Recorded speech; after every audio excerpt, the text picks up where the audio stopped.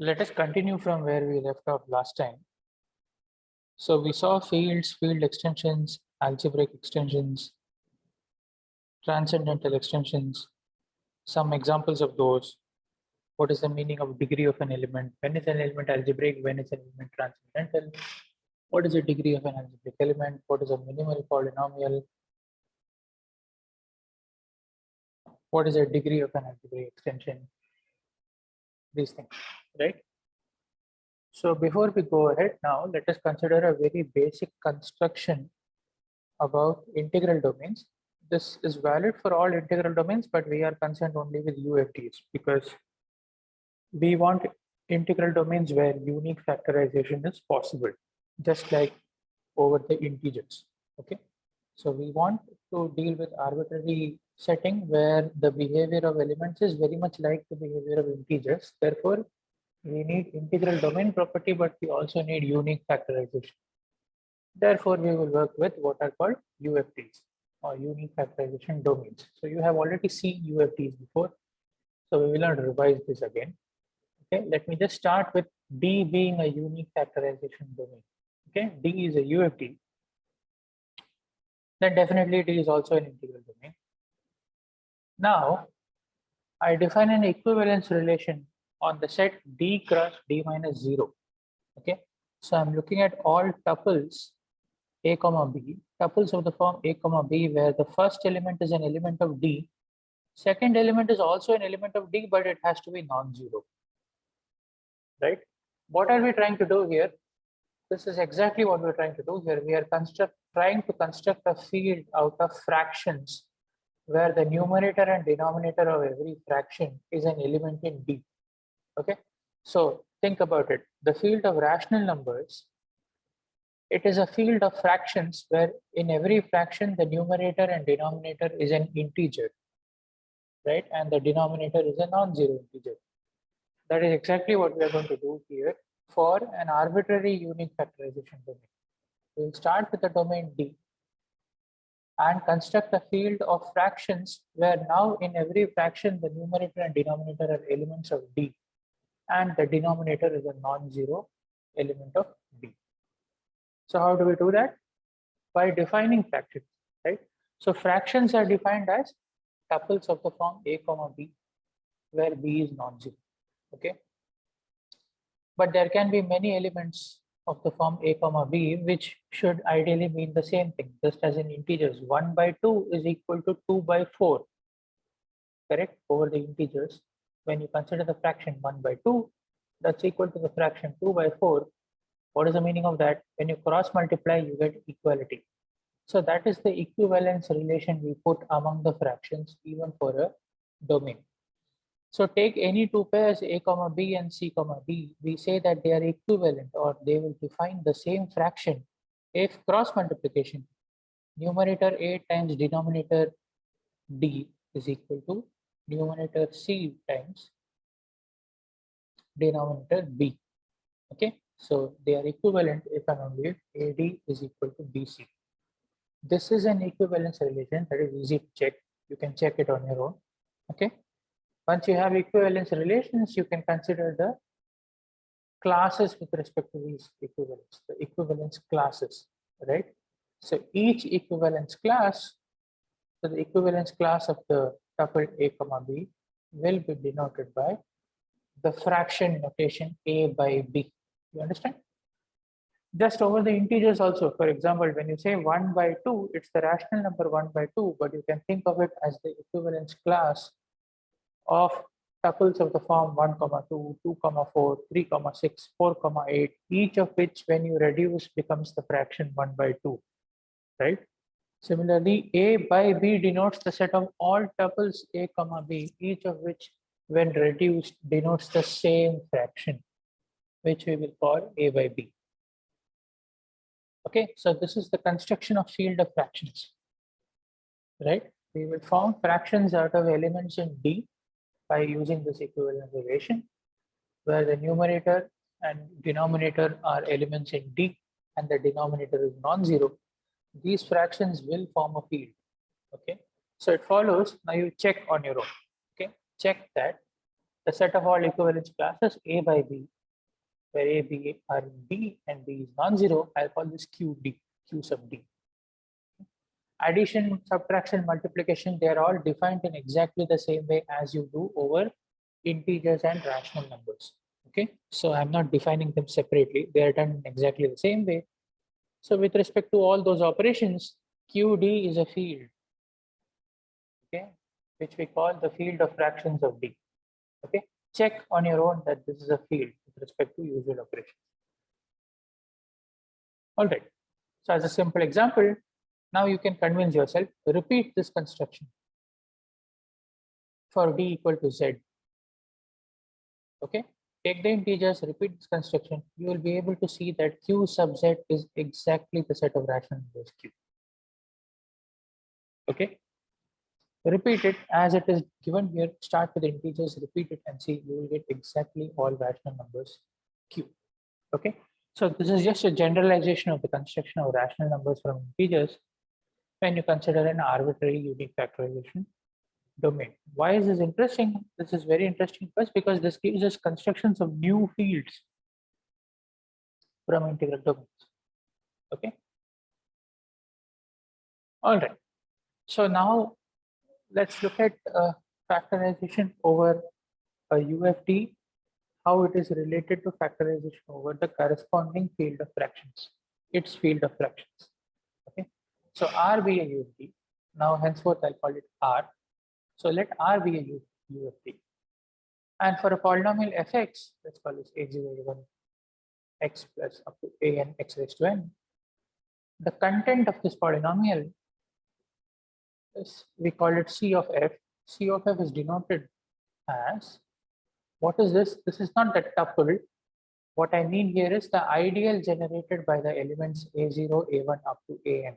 Okay, the ideal in R generated by the elements a0, a1 up to a. That is the meaning of this notation. Okay, the content of f is the ideal generated by its coefficients, and that's an ideal in the ring R. Okay. In particular, if f is monic, then one of the coefficients, the leading coefficient an, will be 1. And the moment you have 1 in the set of elements, the ideal generated will be just the ideal generated by 1, the full ring R. Okay. The moment you have 1, the other elements can be generated from 1 itself. So you'll have the full ring R. Okay. Now we'll say a non-constant polynomial. Any non-constant polynomial is in fact primitive if the content is the full ring R. The content is equal to the ideal generated by 1. So in particular, just as we have seen, every monic polynomial is primitive. The converse need not be true. Okay. It is possible that the polynomial has coefficients, each of which is not equal to 1, but still the content is the full ring R, because 1 could be expressible as a linear combination of elements which are not equal to 1. That is possible. Okay, so in this is a particular case. Monic polynomials are primitive, but converse need not be true. All right, so that's where we are. Now comes this very important statement called Gauss's lemma. You might have seen this, but let us recall this for our purpose because we will need this. Okay.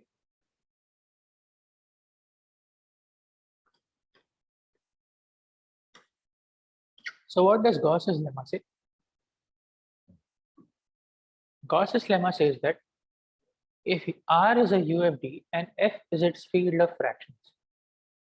Okay, so I'm denoting it by F. This is QR. Remember the notation, the field of fractions that we saw earlier. So QR, I'm denoting it by F. Okay. So if R is a UFD and F is its field of fractions, then for any non-constant polynomial over R, the following are equivalent. Okay. The polynomial fx is irreducible in Rx if and only if it is irreducible in fx and primitive in Rx. Okay. The polynomial fx is irreducible in Rx if and only if it is irreducible in over even the larger field fx, and it should be primitive. Okay, the ideal generated by the coefficients in R should be 1. Okay, this is the general statement for this lemma, but we will use it in a particular case for monic polynomials. Okay, so you see, monic polynomials are already primitive, so we don't need this extra condition. So we can directly write, if R is a UFD and F is its field of fractions, then for any monic polynomial fx is irreducible in Rx if and only if fx is irreducible in fx, capital Fx. You see, polynomial is irreducible in Rx, then it is in fact irreducible even over the larger field F. Okay, they are the same. One way is always true. Since F is a larger field containing the ring R, if little fx is irreducible over the field F, it will be irreducible over the ring R. But the converse is what Gauss's lemma says. If the polynomial is irreducible over the smaller ring R, if it is monic, then in fact it is also irreducible over its field of fractions F. In particular, what we are saying is, if there is a monic polynomial that is irreducible over the integers, then it is also irreducible over the rationals, because the rationals are the field of fractions of integers. Okay. The second result that we need is what is called Eisenstein's criterion. Okay. This also perhaps you have seen, but let us revise it and we write it in the way we require. Okay. So once again, now let R be a UFD and let fx be a monic polynomial. Monic polynomial, so the leading coefficient is 1, and I'm writing it exactly that way. So the leading term is x raised to n, coefficient is 1, plus the lower terms summation I equal to 1 to n minus 1, ai x raised to I. This is a polynomial over R. All right. If P script P is a prime ideal of R, any prime ideal of R, such that the lower coefficients ai for I going from 0 to n minus 1, okay, all the coefficients appearing in this summation, they are all belonging to this prime ideal. Okay, and the 0th term a0 is not in P square of the prime. So this should have been I equal to 0 to n minus 1. I'll make the correction. I equal to 0 to n minus 1. So all the lower ordered coefficients are in the prime ideal, and the constant coefficient a0 is not in the square of the prime ideal. Okay, then fx is in fact irreducible over R. This is true. Okay. This is Eisenstein's criterion. And once this is true, since fx is monic, you can use Gauss's lemma and say that fx is irreducible even over the field of fractions F. Okay. So that's how we use this. So how do we use Eisenstein's criterion and Gauss's lemma? So let R be a UFD. This is basically what you need to understand, this paragraph. Okay. So let R be a UFD and fx in Rx be monic. Also let F be the field of fractions of R. Now sometimes it may follow directly from Eisenstein's criterion that fx is irreducible in Rx. Okay. You can just use Eisenstein, find a prime ideal and do this. However, sometimes there must be an element A such that f of x plus a, instead of x, when you substitute x plus a, the polynomial becomes easier to understand. And then to this translated polynomial, you can apply Eisenstein's criterion and show that f of x plus a is irreducible over R. Okay. But then this will imply f of x is irreducible over R, because this a doesn't matter. For any polynomial, f of x plus a is irreducible if and only if f of x is irreducible. That is very easy to check. Okay, check that yourself. Right. So the translate does not matter. So for any some suitable a, you can prove f of, for example, f of x plus 1 is irreducible instead of proving f of x is irreducible, if that is easier. Okay. So you translate it and then show that f of x is irreducible. And since f of x is monic by Gauss's lemma, f of x is in fact irreducible even over the field of fractions F. That's what we will do. All right. Now the special cases of the above, which we are more interested in, are over the integers and fractions. So Gauss's lemma for integers says for any monic polynomial fx over the integers, fx is irreducible over the integers if and only if fx is irreducible over the rationals, since it's a monic polynomial. Okay. Eisenstein says that if fx is a monic polynomial written as x raised to n plus summation I going from 0, okay, I'll change that, I going from 0 to n minus 1 ai x raised to I. If this is monic, then what is a prime ideal? Prime ideals are generated by prime numbers over the integers, right? So we start with any prime number p.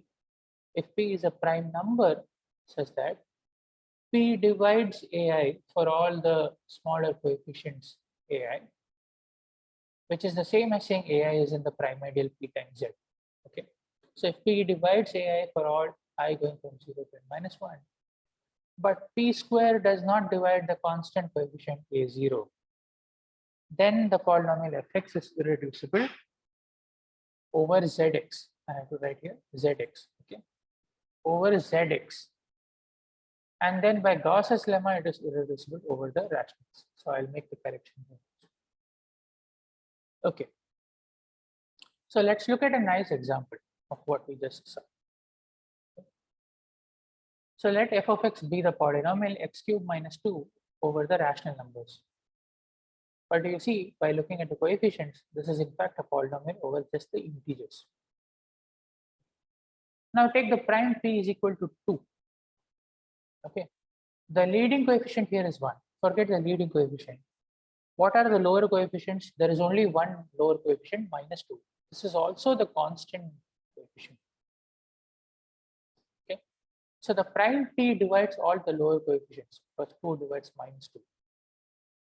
But the constant coefficient is minus 2 and p square is 4. So 4 does not divide minus 2.